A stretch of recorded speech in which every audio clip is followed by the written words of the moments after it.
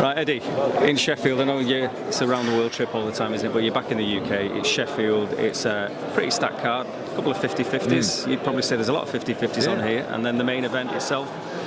So talk us through it and what happens in the TV fights, if you like. Yeah, I mean, 5 TV fights, sometimes it's 4, but I like to ram as many on as possible. And I think every fight is arguably a 50-50, some 60-40, maybe if you're opinionated it's 70-30, but Nico Leviar's in a good step up, opens the card against Piotr Murga, eliminator for the English title. I mean, my fight of the night actually is Campbell Hatton against Jimmy J. Flint, because it's like, Campbell's had so much stick, right? And this is, I mean, I don't know what Crolla thinks. I think Flint is arguably the favourite in this fight. Like, he's the champion. Yeah. I'm not saying this not with the bookies, like, but I'd argue with that. No, yeah. I'm not lot it though. Yeah, but he's sold 300 tickets, right? Yeah. The pressure on Campbell Hatton for this fight. If he loses this fight, of course his career's not over, but you really have found your level. I actually think, don't want to put too much pressure on the kid. I was just going to say, I actually think he's going to box out of his skin on Saturday night, and I think he's going to stop Flint. It's a big shout, yeah. And I really would be pleased for him because he's had a lot of stick and he's given everything to the sport. Sometimes you might not just be good enough. It's not the end of the world if you give everything, but we'll find out on Saturday. And to have this kind of pressure at this stage, like, I'm excited for that fight. Ishmael Davis against Troy Williamson, belter, final eliminator for the British title. Sandy Ryan against Terri Harper, wonderful fight. 2 Brits fighting for the world title, pure 50-50 fight. And then Dalton Smith has a massive step up. Like, whichever way you want to look at it, the toughest fight on Dalton Smith's resume is Sam Maxwell. Jose Zepeda is so many levels of all. I keep feeling sorry about Sam Maxwell because I've said his name about 10, but so many levels above Sam Maxwell. Like, and he can really punch. Sometimes you bring over a name that's actually not that dangerous. This guy can really crack, and Dalton gets hit. It's not, and he'll trade and is exciting, and I actually think Dalton Smith wins his fight by knockout on Saturday night, and I think it's a massive statement. People see it as a really risky fight. Is the fight being made because of the high ranking they'll get with the WBC? Did Grant ask for it? Did the team ask for it? Like, you're kind of stuck between levels, aren't you? Yeah. You're well beyond British level, and you're definitely European level, but you haven't fought a world level fight yet. So sooner or later, we have to find out. And the only thing that's extra risky about this fight is doing it against a puncher. Because, like I say, you can have a name, that sounds great. I often look at, like, in the same arena when Kell Brook fought Matthew Hatton. Like, I felt that Kell would beat Matthew Hatton, but Matthew wasn't really dangerous. You know what I mean? He was tidy, he was neat. But this is different. This is like, and we know he's got it. I mean, look at the last time he fought a prospect in Jose Vargas. Top ranked, one of their top prospects. He iced him at Madison Square Gardens, and that weren't so long ago. So against Richardson Hitchens, who's very, very good. Like, even Richardson said to me, look, I felt his power early on, and I just felt like I should just outbox him. Dalton will trade and he will take chances, and he can get hit. So, I think it's a very dangerous fight. We saw him in Manchester years ago, didn't we? Terry Harper. That was a lot of ending, wasn't it? I was at the press again. Great for you to fight in England. Like, actually, I've been here before, but again, like, it was a long time ago, but has beaten Barancic. That was a brutal knockout. I feel like that was the fight of the year, wasn't it? Yeah, beat Jose Vargas. I felt like he beat Ramirez actually in that fight. A very close fight. He's definitely beyond his best, but very dangerous. And Manny Robles, you talked about him there. He's quite honest. The team has come over with if I lose, it's probably the end. But I've had the best camp, and he's here to win, no doubt. He's prepared. There's a big fight happening in Hanover, away from here. So there's a big fight happening. Is it next week? The big guys, Fabio Wardler, Fraser Clark. One, who do you think is going to win? And 2, who do you see sort of heavyweight-wise? Who've you got no heavyweight-wise? I think for that fight, Fabio's really sharp early on. Fraser's very durable. Do you know what I mean? And he's very strong. He's technically probably better than he looks. He's a little bit one-paced. I think Fabio will get all the the action early. I think he'll look really sharp early. It just really depends what happens in those mid rounds and those championship rounds. Fraser hasn't done those championship rounds, but he has a huge amount of experience in the amateur game, like WSB, and I know it's only 5 rounds and stuff like that, but I probably lean towards Fraser. Yeah, tough one to call. Fabio, like, he's a real underdog. You know, he's improving as like, well, isn't he? Really, I mean, I'm not sure how good Adelaide is, but he battered him. You know, it was a big step up against Gorman. He battered him, but he did get hurt in that fight and came back. You know, Fraser's not really like a dangerous one-punch sharp knockout artist or puncher, but he's got heavy hands and he's got a good engine. It'll be a good fight, you know. And I still think those guys are, you know, you again, like we talk about this fight.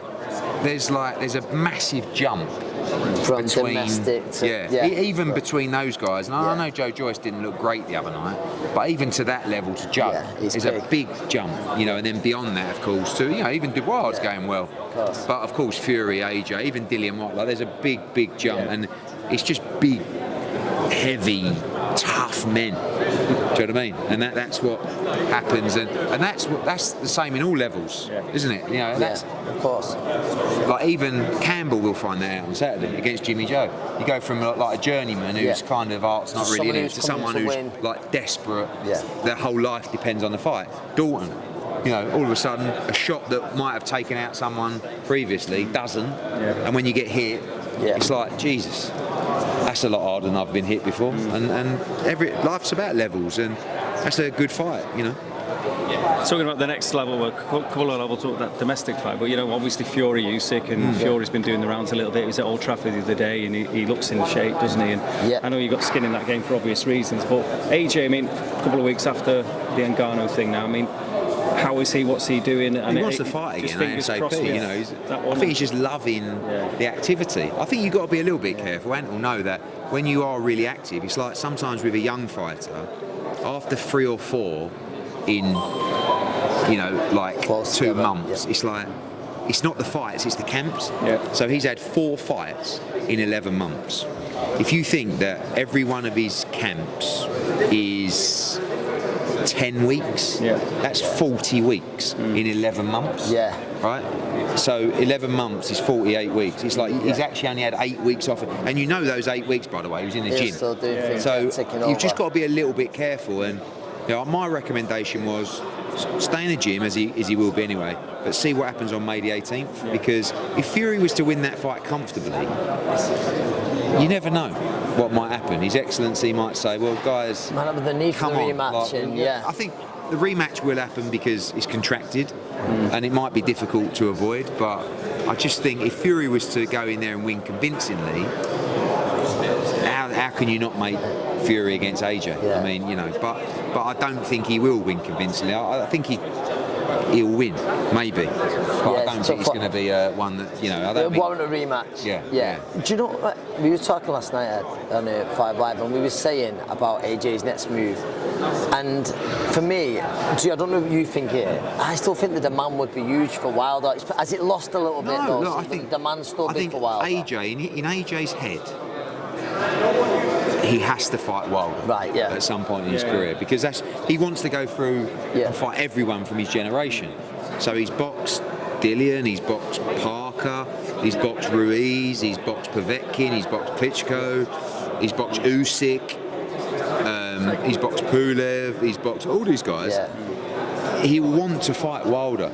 I actually think that Wilder will make his way back into the elite mix. Like I think AJ has. But I just feel like the inactivity, everything against Parker, and Parker got the game plan right, and Deontay just looked a bit lost in there, but I think he's going to come back with a vengeance. And one more win, and he's right back in the conversation. AJ will want to fight him. AJ wants to fight Parker again. You know, I'm like, you've already beaten him. It's like, I know, but he's come back now. It's a really good fight. Like, he probably wanted. Well, he would have wanted to fight Zhang, but he got beat. But maybe he comes again. Like, that would have been another huge one, with the Chinese market. You know, but I will say that sometimes people's wins, you know, make them are perceived to be a lot bigger than they actually are. Like I had Zhang for a long time. Very good fighter, dangerous. But he beat Joe Joyce twice. And that was really the wins. And the Hrgovic defeat was close. Hrgovic's father passed away and stuff like that. And that was a good performance. But I think those wins flattered him a little bit because he looked massively heavy-handed against Parker. But after that, he didn't do anything. He just like, the engine, he's 41 years old, 42 years old. So, you know, but all these guys are one win away from being right back in the mix. Just a wider question, because you'll get it all the time, everyone gets it all the time. With the Saudi thing now, what does the future really hold now? Because obviously the big guys and with Turkey's money and everything else, you're always going to gravitate to there. It's a business, we know all that. But you know, we're in Sheffield now, you're going to be in Manchester soon. It's still happening here. Do you feel there is any negativity from the Saudi stuff? Do you still feel that you can spread the wealth, if you like? Because we're seeing the fights that we wouldn't see otherwise. And that's going to be great for boxing. That's going to make people fall in love with boxing. And when we're seeing now, when we come to the UK with big shows, the gates are good, the interest is good. I mean, you've got Taylor Catterall coming up, May 25th, sold out instantly. Got a good crowd on Saturday night. We've got Manchester coming up. We've got to work hard to make the big fights here. And His Excellency can't do every fight. And he only wants a specific kind of fight anyway. So we've just got to make sure that we push the fighters into competitive fights, and we can't afford or allow for a poor product. That's why I like Saturday's card, because I know I can just sit there and go, right, watch this and tell me what you think, and everyone at the end of the night will go, well, that was a great night, you know. And you just can't afford any poor shows because their shows are off the scale. You know what I mean? I mean, the money that's being spent from top to bottom on the card. The production the same on Saturday night? No, but you know, I mean, it's they don't have to be 12 hours long, do they? No, exactly. But the level they want to go to is so extreme. No one can match it. But what we can do is we can make sure the fights are competitive. You know, there's big names on the schedule, and you know, I think, like I said, they can't do every fight. Ed, final one. I know you keep an eye on the amateurs and stuff. Olympic qualifiers, you've been seeing them? Yeah, always watching. Give us a name. Who do you like the looks of who's qualified? Well, they don't even have to have qualified, but well, like Pat Brown. You know, I think I saw him when I went up to Moss Side recently, and Nigel and ticks a lot of boxes. Kelvin were talking a lot about him. You know, as a good, like, you know, very imposing character, and I think he's going to be a big ticket seller as well around Manchester. Speaks well. But there's a lot of fighters that haven't or might not make the team. The Croft twins, obviously not just saying that because you train them, but they're very good talents. I like Taylor Bevan. You know, I watched him a lot in the amateurs at the Commonwealth Games. Thought he was very, very exciting. There's a lot of good female fighters, Shona Whitwell, other fighters as well that might or might not make the team. You know, for me, sometimes not making the Olympic team can be a blessing because it just gives Smith's a great example. Probably the best example of someone that should have made the team, didn't make the team, and by the time everyone turned pro, he'd already had 5 or 6 fights. He was fighting for like an area title, English title, and you know. And he won't look back and say, oh, I think it was probably the best thing that happened to him. So, you know, to all those fighters that didn't make it, I think the key now is to turn pro quickly before everybody else. And, you know, I do think because of the way that the Olympics is broadcast, the value of an Olympic medal commercially, not emotionally, sometimes is a little bit less. You know, you could watch a world champion, a gold medal event for a Brit on the red button. Whereas back in the day, it would be prime time BBC One, and to win a gold medal was like. I remember like when AJ won a gold medal in London. I mean, I know it was London as well, but Audley Harrison, you know, those kind of things. It makes you, it makes you a complete national superstar.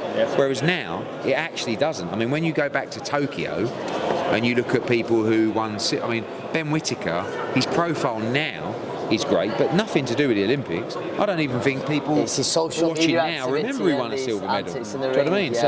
Like, I'm still, of course, the Olympics is the Olympics. It was crazy times as well. With the COVID true. Thing and but I just feel like the way that it's now broadcast, it's just, you know, it's just a little bit filtered down. And what I'm saying is it's not the be all and end all. Like, listen, if you win Olympic gold, you're in a great position to turn pro. But you know, for those who don't make the Olympics, don't think that, oh, you know, now what am I going to do? Because everybody can, you know, everybody's style's different. Some are more suited to pros than others. Very, very quickly, let you go. But you mentioned gold medals. Any news on Katie? Because we're planning her fight at the moment. I think she could be fighting stateside actually in June. So we're looking at that. He wants his Guinness in Dublin. Have you not read the memo? I know. I just feel that if we're going to go to Dublin, I want a big fight there, and there's a lot of options at the moment. The Serrano fight is a fight that is being discussed. The Cameron fight will 100% happen. I don't think it'll happen next, but when you look at the back end of Katie Taylor's career, Serrano rematch is a must. Chantel Cameron 3 is a must. There is no way both of those fights aren't happening, and I think they'll both happen this year. So, you know, potentially Alicia Baumgardner. Who knows? Potentially even the winner of Saturday night, you know, at 147. It would mean that Katie could fight for another belt. World title, even though, you know, she's quite close with Sandy, and Brian Peters manages Sandy now, but who knows, you know, and I think, you know, you sometimes look at Katie and go, how many fights have you got left? But every time I bring that up with her, she looks at me and says, what do you mean? So I'm like, I'm staying out. You know. Well, the very last one, because the next time we see you in the UK will be Manchester, April 13th, and you must be looking forward to seeing Will Crolla again. Can I If I didn't throw that one in. Can I just ask a question? Where has this physique come from on Will Crolla? I mean, because Ant was always like a bit sort of, you know, like, I'm going to take credit for it, you know. Skinny chubby man, you know, over here. Like, towards the back end of his career, he got it right, but Will's looking like a beast. I don't. It's not like, not in a bad way. It's not genetic either. My mum will tell you that. So I don't know. But good diet. But good really, you can see like the work that he's putting in. Yeah, no, he is. He's working hard. I was thinking the other day about being a puncher, and I know that scientifically this might not make sense, but I feel like if you start believing that you're a puncher. Like, and I think that's what he's done. And he clearly is a puncher, by the way. No, but I know I feel like, you know, when you start fancying it, you just start landing your shots differently and throwing them differently and with more intent. No, I agree. I think that changes quite quickly in your career, and I think that's what's happened to Will. Is although he's clearly heavy-handed, he fancies himself as a real puncher now. He's not short of confidence. Are you keeping him on check? And what's all this? You know, this. He's not a very nice person. We're very different. We're very, very different. Let me tell you. I saw this. The last topic was that one. And the one before, he was going like this to me. But he's been on to me. But now, you know, it's funny because if he keeps going the way he's going, we'll probably step him up a little bit quicker than we first anticipated. Not like silly rate, but he is going through like that. It was a good win last time, and you might be surprised. You know, next towards the end of the year, might be moving towards somewhere close to a 10 area title. It just depends how they go. You know, but it's an amazing story because he looks like he's going to be a really good fighter. You know, and. Manchester's going to be good. Good card, top really card. Good card. Yeah, really good card, and you know, it's another big chance for him. Eddie, thank you. No worries.